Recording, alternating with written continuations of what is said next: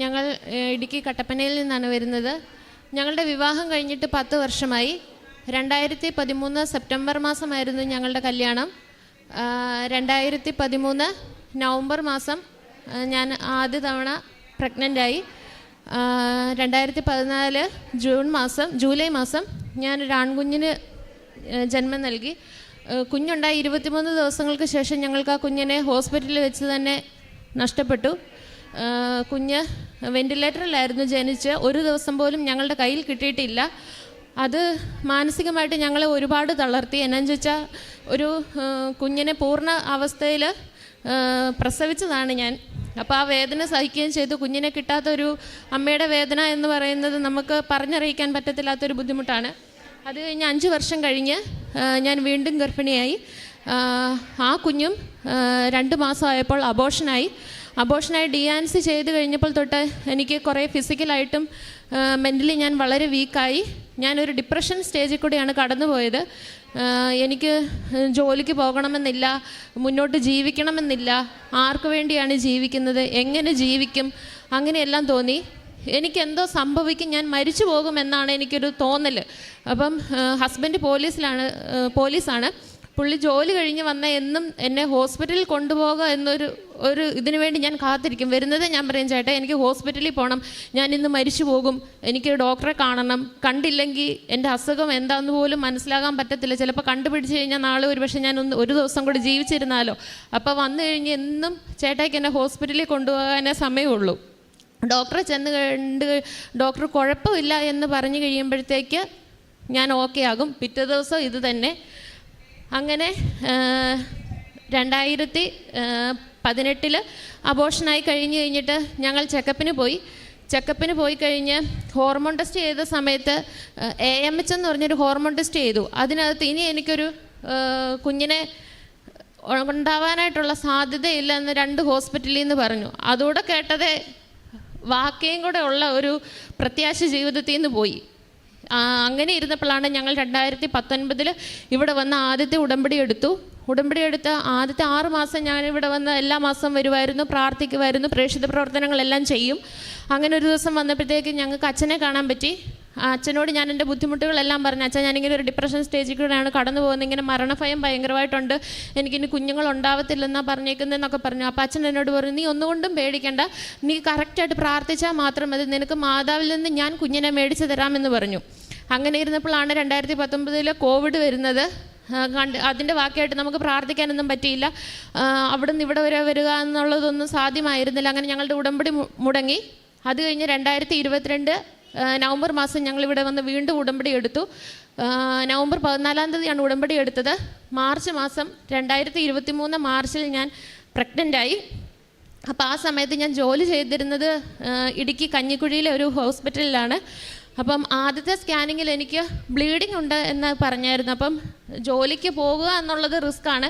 ജോലി പോകാതെ വീട്ടിലിരുന്നാൽ പിന്നെ അതെൻ്റെ ഫിസിക്കൽ കണ്ടീഷനും മെൻ്റൽ കണ്ടീഷനും കുറേ വീക്കായതുകൊണ്ട് ഡോക്ടർ പറഞ്ഞു, എന്താണെങ്കിലും റിസ്ക്കാണ്, ജോലിക്ക് പോകുന്നുണ്ടെങ്കിൽ ഇങ്ങനെ ദൈവം നിങ്ങൾക്കൊരു കുഞ്ഞിനെ തരാൻ ഉദ്ദേശമുണ്ടെങ്കിൽ കുഞ്ഞിനെ തരുമെന്ന് പറഞ്ഞു.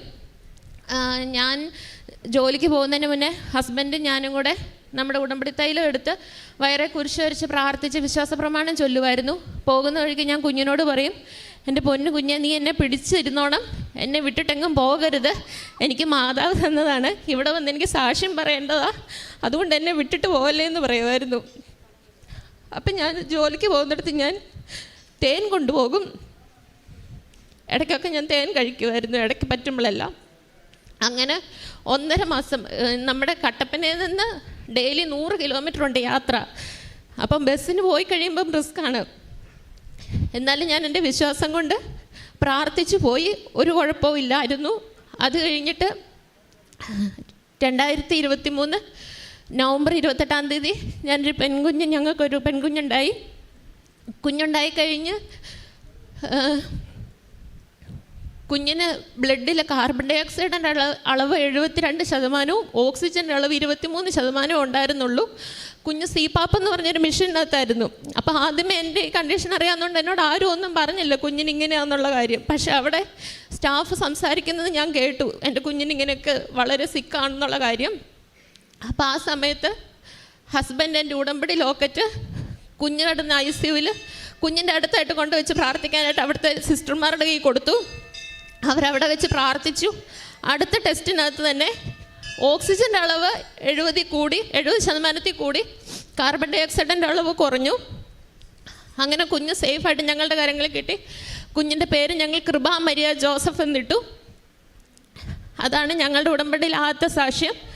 രണ്ടാമത്തെ സാക്ഷ്യം എന്നുള്ളത് എൻ്റെ ജോലിയായിരുന്നു. ഞാനൊരു BSc നഴ്സിംഗ് പൂർത്തിയാക്കിയ ആളാണ്. എനിക്ക് ഞങ്ങളുടെ വീടിനടുത്തുള്ള ഹോസ്പിറ്റലിൽ എനിക്ക് പുറത്ത് പോയി ജോലി ചെയ്യണമെന്നുള്ളതൊക്കെ ഒരു ആഗ്രഹമായിരുന്നു. പക്ഷേ എനിക്കിങ്ങനെ കുഞ്ഞുങ്ങളില്ലാത്തത് കൊണ്ടും എനിക്ക് ഫിസിക്കലി ഒട്ടും പറ്റത്തില്ലാത്തതുകൊണ്ട് എനിക്കങ്ങനെ ജോലിക്കൊന്നും പോകാനൊന്നും പറ്റിയില്ല. അപ്പം അങ്ങനെ ഇരിക്കെ ഇവിടെ വന്ന് ഉടമ്പടി എടുത്ത് ആ ദിവസത്തിൻ്റെ പിറ്റേ ദിവസമായിരുന്നു എനിക്ക് NHM-ലായിട്ടുള്ളൊരു എക്സാം ഉണ്ടായിരുന്നു. അപ്പോൾ എനിക്ക് പോകണമെന്നോ എഴുതണമെന്നൊന്നും പ്രതീക്ഷയില്ലായിരുന്നു. അപ്പോൾ ഹസ്ബൻഡ് എന്നോട് പറഞ്ഞു, ഇവിടെ വന്ന് ഉടമ്പടി എടുത്തതല്ലേ, മാതാവ് ഈ ജോലി തരും, എന്താണെങ്കിലും വാ, കിട്ടിയില്ലെങ്കിൽ സാരമില്ല, നമുക്കൊന്ന് എക്സാം എഴുതാമെന്ന് പറഞ്ഞു. ഹസ്ബൻഡിൻ്റെ ഒരു താല്പര്യം കൊണ്ട് എക്സാം പോയി എഴുതി. അതിനകത്ത് തന്നെ എനിക്ക് സെലക്ഷൻ കിട്ടിയതായിരുന്നു ആദ്യത്തെ ഇടുക്കി കഞ്ഞിക്കുഴിയിലുള്ള ജോലി. അവിടെ ഒരു 6-7 മാസത്തോളം മൊത്തം ഞാൻ ജോലി ചെയ്തു. അത് കഴിഞ്ഞിട്ട് എനിക്കൊരു ട്രാൻസ്ഫറിന് വേണ്ടി എനിക്ക് ഒത്തിരി ആഗ്രഹം ഉണ്ടായിരുന്നു. കുഞ്ഞായി കഴിഞ്ഞിട്ട് ജോലിക്ക് പോകുന്ന അത്രയും ദൂരം ബുദ്ധിമുട്ടൊക്കെ ആയ സമയത്ത് ഞാൻ ഒത്തിരി മാതാവിനോട് കരഞ്ഞ് പ്രാർത്ഥിച്ച് എനിക്കൊരു ട്രാൻസ്ഫർ കിട്ടണമെന്ന്. അങ്ങനെ പ്രാർത്ഥിച്ചതിൻ്റെ ഫലമായിട്ട് ഞങ്ങളുടെ കട്ടപ്പന തന്നെ വീടിനടുത്തുള്ള താലൂക്ക് ഹോസ്പിറ്റലിൽ എനിക്ക് ജോലി കിട്ടി. ആദ്യം ഈ രണ്ടാമത്തെ അബോർഷൻ കഴിഞ്ഞ് കഴിഞ്ഞിട്ട് എനിക്ക് അങ്ങനെ വിശ്വാസമെന്നൊരു കാര്യം എനിക്കില്ലായിരുന്നു. മാതാവല്ല എൻ്റെ ജീവിതത്തിൽ ചെയ്യുന്നത്, തന്നിട്ട് തിരിച്ചെടുക്കും, എനിക്കൊന്നും അനുഗ്രഹത്തിനുള്ള ഒരു അർഹതയുള്ളൊരു വ്യക്തിയല്ല ഞാൻ എന്നായിരുന്നു ഒരു മനസ്സിലങ്ങനെയായിരുന്നു. പ്രാർത്ഥിച്ചിട്ടൊന്നും കാര്യമില്ല, നമ്മൾ വെറുതെ പ്രാർത്ഥിക്കുന്നതെന്നൊക്കെ. പക്ഷേ ഇവിടെ വന്ന് നമുക്കൊരു കുഞ്ഞില്ലാത്തൊരവസ്ഥയിൽ ഇവിടെ വന്ന് ഒത്തിരി സാക്ഷ്യങ്ങൾ കേട്ടതിൻ്റെ ഫലമായിട്ട് നമുക്കും ഒരു വിശ്വാസം വന്നു. മാതാവിനോട് ചോദിച്ചാൽ എന്താണേലും കിട്ടും, ഉടമ്പടി വെച്ച് പ്രാർത്ഥിക്കാമെന്ന്. അത് കഴിഞ്ഞിട്ട് ഹസ്ബൻഡ് എന്നും ഉടമ്പടി എടുത്തു കഴിഞ്ഞിട്ട് എല്ലാ ദിവസവും ജോലി കഴിഞ്ഞിട്ട് വന്നിട്ട് നമ്മുടെ ഇടവക ദേവാലയത്തിൽ വിശുദ്ധ കുർബാന അർപ്പിക്കാൻ പോകുമായിരുന്നു. ഞങ്ങളുടെ അടുത്തൊരു പള്ളിയുണ്ട്, അവിടെ ചെന്ന് അച്ഛനെ കണ്ട് എന്നും ബ്ലെസ്സിങ് മേടിക്കുമായിരുന്നു. പിന്നെ പത്രം മേടിച്ച് പ്രേക്ഷിത പ്രവർത്തനങ്ങൾ ചെയ്യും. സാമ്പത്തികമായിട്ട് നമ്മളെക്കൊണ്ട് പറ്റുന്ന തരത്തിൽ വലിയ എമൗണ്ട് അല്ല, ചെറിയ ചെറിയ സാമ്പത്തിക സഹായങ്ങൾ കൊടുത്തു. അങ്ങനെ ഭക്ഷ്യസാധനങ്ങളൊക്കെ അർഹതപ്പെട്ടവരുടെ വീടുകളിൽ എത്തിച്ചു കൊടുത്തു. പിന്നെ ഇതുപോലെ തന്നെ ഞങ്ങളെപ്പോലെ തന്നെ മക്കളില്ലാതിരുന്ന ഒരു 3 കുടുംബാംഗങ്ങളെ നമ്മൾ ഇവിടത്തേക്ക് പറഞ്ഞു വിട്ടു. അവർക്കും ഇവിടെ വന്ന് പ്രാർത്ഥിച്ചതിൻ്റെ ഫലമായിട്ട് അവർക്കും കുഞ്ഞുങ്ങളെ കിട്ടി. ഉടമ്പടി എടുത്ത് ബഹുമാനപ്പെട്ട ജോസഫ് അച്ഛനെ കാണുമ്പോൾ ഈ സങ്കടം കേട്ട് അച്ഛൻ പറയുന്നത്, ഞാൻ മാതാവിനോട് പ്രാർത്ഥിച്ചു നിനക്ക് കുഞ്ഞിനെ തരാം എന്നുള്ളതാണ്. പരിശുദ്ധ മാതാവ് ഗബ്രിയേൽ ദൂതനോട് ചോദിച്ചു, ഇതെങ്ങനെ സംഭവിക്കും? മംഗളവാർത്ത സമയത്താണ് പരിശുദ്ധ മാതാവ് ഈ ചോദ്യം ചോദിക്കുന്നത്. ആ സമയത്ത് ഗബ്രിയേൽ ദൂതൻ പറയുന്നത്, പരിശുദ്ധാത്മാവ് നിൻ്റെ മേൽ വരും, അത്യുന്നതൻ്റെ ശക്തി നിൻ്റെ മേൽ ആവസിക്കും എന്നുള്ളതാണ്. ദൈവത്തിൻ്റെ ശക്തി ഇനിയും നമ്മുടെ അസാധ്യ കാര്യങ്ങളിൽ വന്ന് കാര്യങ്ങൾ സാധ്യമാക്കും. ഇതാണ് ഈ ഉടമ്പടിയിലൂടെ നമുക്കും മനസ്സിലാക്കുവാനായിട്ടുള്ളത്. കർത്താവിൻ്റെ ദാനമാണ് മക്കൾ, ഉദരഫലം ഒരു സമ്മാനവും. സങ്കീർത്തനം 127:3. അസാധ്യം എന്ന് പറഞ്ഞത് സാധ്യമായി മാറുകയാണ് പരിശുദ്ധ അമ്മയുടെ മാധ്യസ്ഥത്താൽ. പരിശുദ്ധ അമ്മയുടെ മാധ്യസ്ഥം കൊണ്ട് ലഭിച്ച കുഞ്ഞാണിത്. പരിശുദ്ധ അമ്മയിലൂടെ ദൈവം നൽകിയ അനുഗ്രഹങ്ങൾക്ക് കൈയടിച്ച് ദൈവത്തെ മഹത്വപ്പെടുത്തും.